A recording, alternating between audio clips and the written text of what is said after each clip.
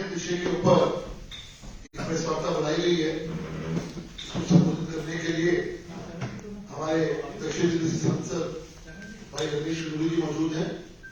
अब मैं सीधा निवेदन करूंगा भाई रमेश बिरुल जी से कि आप सबको संबोधित करें। रमेश जी।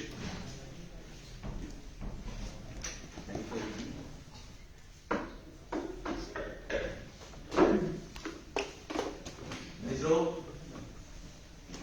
हम आज आपके सामने एक दिल्ली के मुख्यमंत्री सिसोदिया साहब ने कल से इसी प्रकार की एक नौटंकी अपनी फितरत के अनुसार जो उनके है दिल्ली सरकार के लोगों में केजरीवाल समेत, उसमें एक पत्र कल ऑनरेबल लेफ्टिनेंट गवर्नर साहब को लिख के और फिर लोगों को अपने खुद के बेनिफिट प्राप्त करने के लिए और लोगों को गुमराह करने के लिए अदालतों में अपनी तरफ ध्यान आकर्षित करने के लिए एक पत्र लिखा है।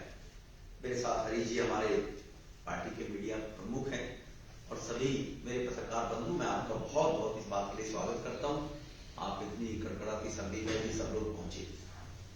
मित्रों, सर्वोच्च न्यायालय में सुनवाई है 8 तारीख को, 8 जनवरी को। उस 8 जनवरी की सुनवाई से पूर्व कि एक बहस का मुद्दा बन जाए और कहीं ना कहीं सर्वोच्च न्यायालय इस प्रकार का फॉर्मुलेशन ले कि शायद ऑनरेबल लेफ्टिनेंट गवर्नर साहब फाइलों को डायरेक्ट मंगवा रहे हैं, इसके लिए दिल्ली सरकार को अपनी गिरबान में देखना चाहिए था, अपनी गिरबान में झांकना चाहिए था कि केवल ये सरकार विकास विरोधी किस प्रकार की है, इस पत्र से इन्होंने खुद ही उजागर कर दिया है और अपने इंडिविजुअल हितों के लिए किस प्रकार के बेचैन रहते हैं कि हमारे हितों की फाइलें वो केवल दिल्ली में चलती रहें और दिल्ली के विकास के बारे में कोई चिंता ना हो।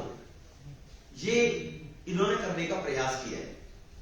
वो ये भूल गए कि नियम 19(5) के तहत जो फाइलें लेफ्टिनेंट गवर्नर को अधिकार देती है कि ये 1993 एनसीटी एक्ट में बड़ा क्लियर था कि किसी भी प्रकार की पब्लिक इंटरेस्ट की, दिल्ली के वेलफेयर के विकास की कोई फाइलें अगर 6 महीने, साल, 1.5 साल तक अप्रूवल के लिए सेंट्रल गवर्नमेंट ने या काम होने के लिए वो राज्य सरकार के मंत्री के या मुख्यमंत्री के पास जाए तो उनको रिव्यू करने का, अगर उनको दबाकर बैठ जाए फाइलों को और ना निकाले तो उनको रिव्यू करने का राइट नियम 19(5) के तहत ऑनरेबल लेफ्टिनेंट गवर्नर साहब को है।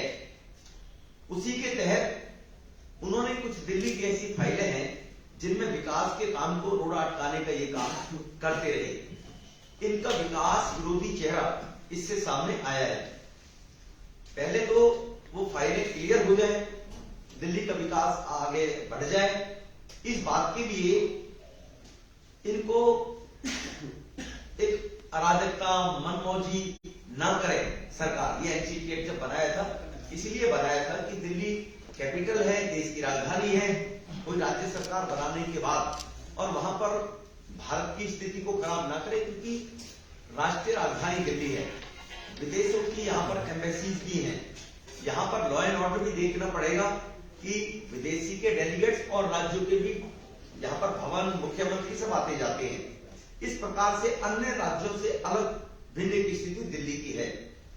इसमें अपने जो नीतिगत फैसले हैं, उन फाइलों को, नीतिगत फैसलों को अनुपालन करने का जो दबाव एलजी साहब पर बना रहे हैं और जिसका हमेशा से ये दुष्प्रचार करते रहते हैं, हमें काम नहीं करने दे रहे, हमारी फाइलों को रोकते हैं, हमारी फाइलों को मंगा रहे हैं, ऐसा दुष्प्रचार से करते रहते हैं। दिल्ली के उप मुख्यमंत्री सिसोदिया ने जो कल पत्र लिखा वो बिल्कुल 100% एक राजनीति से प्रेरित पत्र है।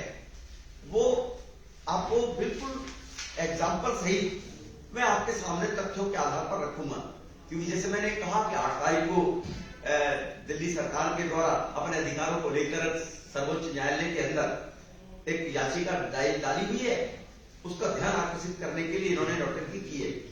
पहले तो इस पत्र में उपराज्यपाल महोदय द्वारा सरकारी फाइलें मंगाने पर आपत्ति करने पर मेरा विरोध है। उप मुख्यमंत्री साहब क्यों आपत्ति कर रहे हैं जब 19(5) के तहत लेफ्टिनेंट गवर्नर साहब को बनाने का अधिकार है और उन फाइलों को क्लियर करके उनको डेवलपमेंट के लिए ऑर्डर करने का अधिकार लेफ्टिनेंट गवर्नर के साथ पास बिल्कुल क्लियर है। इसका एक एग्जांपल देता हूं। श्रीनिवासपुरी कॉलोनी है साउथ दिल्ली मेरी संसदीय क्षेत्र के अंदर। उस कॉलोनी की रीडेवलपमेंट होनी थी। उसकी जीपीआर जो निवासपुरी कॉलोनी है पुनर्वास से संबंधित 2019 में यूडी मिनिस्टर हरदीप पुरी जी वहां पर शिलान्यास करके चले गए। अब वो दिल्ली सरकार से उसकी एनओसी लेनी थी पर्यावरण विभाग से। 19 से लेकर आज तक 22 आ गया है। वो फाइलें दबाए बैठे हैं केजरीवाल साहब। 22 भी खत्म हो गया, दिसंबर है, 22 भी खत्म हो गया। तो ऐसी फाइलों को जब लेफ्टिनेंट गवर्नर साहब ने चिट्ठी लिखी और चिट्ठी लिखने के बाद कहा कि ये फाइलें क्यों दबाई पड़ी हुई है, क्यों नहीं करते, तब वो फाइलें प्रारंभ होनी शुरू हुई। उस प्रकार की फाइलें हैं कि सेंट्रल गवर्नमेंट और दिल्ली के डेवलपमेंट को रोकने का काम ये एक एग्जाम्पल है। उपराज्यपाल साहब ने 19(5) नियम के तहत ये फाइल पर्यावरण मंत्री को 2-3 वर्ष से लंबित होने के बाद मंगाई, तब जाकर इन्होंने इसको क्लियर किया। एक किसी से नहीं, राष्ट्रीय राजधानी UER-2 के अलावा परमानेंट चौक से किंग्सवे कैंप और बुराड़ी के रोड इंफ्रास्ट्रक्चर जैसी फाइलें या IIT और साकेत CISF कैंपस में विकास निर्माण की फाइलें, ये सभी फाइल 2 वर्षों से केजरीवाल सरकार ने रोके रखी थी। और उसी नियम जो NCT एक्ट 1993 जब ये कानून बना दिल्ली, उसी नियम के तहत 1905 के तहत जब ये फाइलें मंगाई हैं तब इन फाइलों को क्लियर कराया गया। 2-2 साल से वो रोक रखी थी। इसी प्रकार से हर आदमी आज 4G फंस रहा है, 5G आना चाहिए, क्यों नहीं आना चाहिए। ये भारत सरकार की गाइडलाइंस है टेलीकॉम मिनिस्ट्री की 2016 की, कि क्लियर 32 के 32 राज्य चाहे यूटी भी क्यों ना हो, अंडरलाइन इनर लाइन 5G की लाइन डाली थी दिल्ली के अंदर। उसको रोल आउट से संबंधित प्रावधानों को देश के सभी राज्यों ने क्लियरिटी दे दी, लेकिन दिल्ली में केजरीवाल साहब उस 5G की फाइल को रोके पड़े हुए थे कि वो लाइन अगर देश की राजधानी है, यहां पर सभी राज्यों से भी कनेक्शन होना है, और टेलीकॉम मिनिस्ट्री के द्वारा केंद्र के बनाए कानून के दायरे में भी उस फाइल को भी रोके पड़े थे मनीष सिसोदिया साहब। तो इसीलिए इस फाइल को भी अब 1.5 वर्ष से लटकाए बैठे थे। उपराज्यपाल महोदय ने इसका रिमाइंडिंग दिया तो मुख्यमंत्री सिसोदिया ने फाइल कानून विभाग में भेजकर स्वीकृति, फिर उसको लॉ मिनिस्ट्री में भेज दिया कि मैं इसकी लीगल ऑप्शंस क्या है वो लेना चाहता हूं, फिर अटका दिया उसको ही। तो इस प्रकार की फाइलों को अंततः उपराज्यपाल महोदय को सभी विभागों में समन्वय बनाकर 5G फाइल को भी खुद ही स्वीकृत करना पड़ा। किसकी ड्यूटी है? ये मुख्यमंत्री की ड्यूटी है, सिसोदिया साहब की ड्यूटी है। वो भी इन्होंने इस फाइल को भी रोक के रखा। तो इन चीजों को देखते हुए ये मैंने एग्जाम्पल दिए आपको। इसी प्रकार से मैं आपको 5G के आधार पर बताना चाहता हूं। 2016 में 4th फेज मेट्रो प्रारंभ हुआ था साउथ दिल्ली के अंदर। उस फाइल को भी लगातार 3 साल तक इन्होंने रोके रखा। अगर ये प्रोविजन 19/5 नहीं होता नियम, तो वो 4th फेज की मेट्रो जो तुगलकाबाद से एरो सिटी चल रही है, वो भी हरदीप पुरी जी को तो ये चिट्ठी लिखनी पड़ी कि तुम्हारा पैसा जो शेयर का 50% अगर नहीं दोगे, केंद्र खुद भी देगा, दिल्ली को चौक नहीं बनने देगा, दिल्ली के लोगों को परेशान होने नहीं देगा। बस आपने 10,000 ला ली थी, आप लाए नहीं, कम हो गई, और मेट्रो की परमिशन नहीं दे। वो भी इन्होंने 3 साल तक इसी प्रकार से 4th फेज की मेट्रो की लाइन रोक के रखी थी। चिराग दिल्ली नेहरू प्लेस से लेकर साकेत की जो लाइन थी उसकी परमिशन अभी तक नहीं थी, और 3 लाइनों की परमिशन 2016 में 4th फेज मेट्रो शुरू होनी थी। इसीलिए केजरीवाल साहब अब अपने को कोर्ट में ये बेनिफिट शो करने के लिए जो सर्वोच्च न्यायालय में मैं दोहराना चाहता हूं, 8 तारीख को डेट है, उस डेट के लिए देखो जी, हमने लेफ्टिनेंट गवर्नर साहब ने हमारी फाइलें डांट मंगा रहे, हमारे अधिकारों का हनन कर रहे हो, जबकि उनका कोई अधिकारों का हनन नहीं। आपके पास फाइल आए, आप विद इन टाइम फाइल को अप्रूव करिए अपने टेबल पे, देश का कानून है। फाइल क्यों लटकाएगी 6 महीने 7 महीने लटकाना, भटकाना, अटकाना। तो इस मानसिकता से वो दिल्ली के विकास को रोकना चाहते हैं, क्योंकि अगर केंद्र सरकार के माध्यम से दिल्ली का विकास होगा तो वो विकास दिखाई देगा। क्योंकि केजरीवाल साहब से पूछना चाहता हूं, आप टेंशन ले रहे हैं कि एलजी साहब अगर अप्रोच दे रहे तो दिल्ली का विकास हो रहा है, तुम्हारा क्या बिगड़ रहा है उसमें जी? एलजी साहब विकास की तो फाइल कर रहे हैं, लेकिन उनको चाहिए कि हमारी सैलरी कितनी बढ़ जाए, हमारी और फैसिलिटी, वीआईपी गाड़ी हमें कितनी बढ़िया बढ़िया मिल जाए, हमारी कोठी कितनी बदला केजरीवाल साहब का, और डबल बराबर वाला प्लॉट भी एक्वायर करने के बाद जजों के फ्लैट खाली कराकर और अब वो 4 एकड़ में फार्म हाउस बन रहे केजरीवाल साहब का मकान। ये फाइलें तो केजरीवाल साहब निकालते हैं, लेकिन 500 आपने स्कूल बनाने की बात कही थी, ये तो किसी ने रोका नहीं, अब तक क्यों नहीं बने? आपने नल से जल देने की बात कही थी, कहां है नल से जल आपका? आपने 20 कॉलेज खोलने की बात कही थी, अभी तक क्यों नहीं 20 कॉलेज खोले आपने? आपने पूरी दिल्ली में फ्री वाईफाई युवाओं को बोला था, फ्री वाईफाई देने की बात कर रहे हो और 5G की फाइल भूल गए हो आप कि फास्ट इंटरनेट अगर मिल जाए लोगों को बिजनेस काम करने के लिए या बच्चों को पढ़ाई में। 2 लाख आपने पब्लिक टॉयलेट बनाने थे, गिनवाइए कहां 20,000 बनाए आपने दिल्ली के अंदर। 8 लाख लोगों को आपने परमानेंट रोजगार देना था, सबको परमानेंट करूंगा केजरीवाल साहब। आपने जन लोकपाल लाने की बात कही थी, मैं जन लोकपाल लेकर आऊंगा। इनमें तो ना लेफ्टिनेंट गवर्नर साहब का इंटरफेरेंस है, ना केंद्र सरकार का इंटरफेरेंस है। आपने 30,000 नए बेड मैं अस्पतालों में बनाऊंगा, आज भी 13,000 बेड है केवल दिल्ली के अस्पतालों में, आपने कहा 30,000 नहीं बनाऊंगा।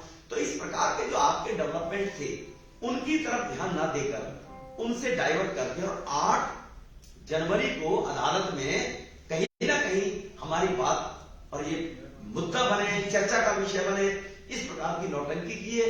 ये आज आपके सामने हम इनकी स्थिति रखना चाहते हैं कि दिल्ली को लोग कैसे बर्बाद करना चाहते हैं। धन्यवाद। किसी को प्रश्नों को उनका कहना है कि उनके पास लॉ, पुलिस और न्याय है, तो उसी क्षेत्र में वो काम करें। दिल्ली सरकार के क्षेत्र में क्यों दखल दे रहे हैं और अफसर धमका रहे हैं काम करने को लेकर? नहीं, वो तो IRS बताते थे अपने आपको, केजरीवाल साहब कमिश्नर थे, इनकम टैक्स थे, लेकिन कहते थे मैं इनकम टैक्स कमिश्नर रहा हूं।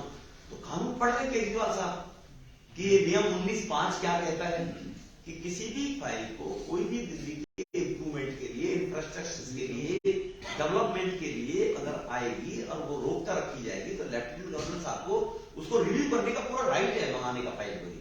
अब फाइल वो जब अफसर से मंगाते हैं तो इनको अप्रूव करनी पड़ती है। जैसे कानून है ना, राज्यसभा लोकसभा में बिल पास होगा, राज्यसभा में जाएगा, राज्यसभा उसको नहीं करेगा तो वापस लोकसभा में आएगा, फिर वो राष्ट्रपति। ये अनेकों प्रकार के हमारे प्रावधान फूड डिस्ट्रीब्यूशन सप्लाई की जो एक्शन रिएक्शन का जो ये वो क्या होगा अब तक? इस पे रहे अपने लेटर में उन्होंने ये भी कहा है कि LG अगर अधिकारी उनके मन मुताबिक का काम नहीं कर रहे हैं तो उनको सस्पेंड करने की भी धमकी LG अधिकारियों को दे रहे हैं। नहीं देखो, वर्बली तो कोई किसी को कुछ भी बोले जाए, उसका कहने का क्या है? ऑनरेबल लेफ्टिनेंट गवर्नर साहब किसी को अधिकारी को धमकी दे रहे हैं, किसी को हटाने की धमकी दे रहे हैं। हाँ, अगर कोई अधिकारी करप्ट है, भ्रष्ट है, फाइलों को दबाए बैठा है, तो सेंटर में 56J का प्रोविजन लाया गया है।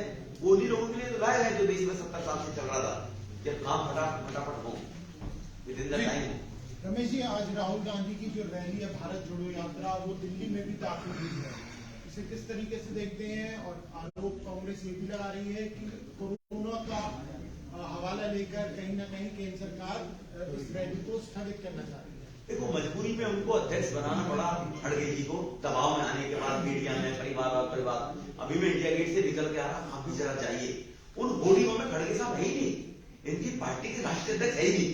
इसी से पता लग जाएगा कि उनका क्या भारत जोड़ो और क्या देश जोड़ो का नारा है, वो इसी से पता। खड़गे साहब है ही नहीं, बहुत होर्डिंगों में खड़गे साहब नहीं है, राष्ट्रीय अध्यक्ष नहीं है। तरुण जी, इसमें सिर्फ जो हमने चिट्ठी पढ़ी होगी, इसमें कहीं जिक्र नहीं है कि मेरे अफसर को किया जाए, मैं दोबारा चेक कर रहा था, कहीं जिक्र नहीं है। तो जो कहते हैं और जो लिखते हैं उसमें फर्क होता है। धन्यवाद। डिप्टी जी, ये यात्रा के ऊपर जो है कोविड नियमों की पालना नहीं हो रही है और लगातार केंद्र सरकार की तरफ से अपील की जा रही है कि कांग्रेस पार्टी के नेता हैं, ये कम से कम डेमोन्स्ट्रेट करें कि कोविड हमारे बीच में फिर से आ गया है, लेकिन तब भी नियमों की पालना कोविड प्रोटोकॉल की नहीं हो रही है भारत जोड़ो। ये तो मीडिया इसमें ज्यादा अपना रोल अदा कर सकती है, लोकतंत्र का 5वां स्तंभ है, मीडिया को ऐसे लोगों को एक्सपोज करना चाहिए। धन्यवाद। थैंक यू, बहुत बहुत धन्यवाद।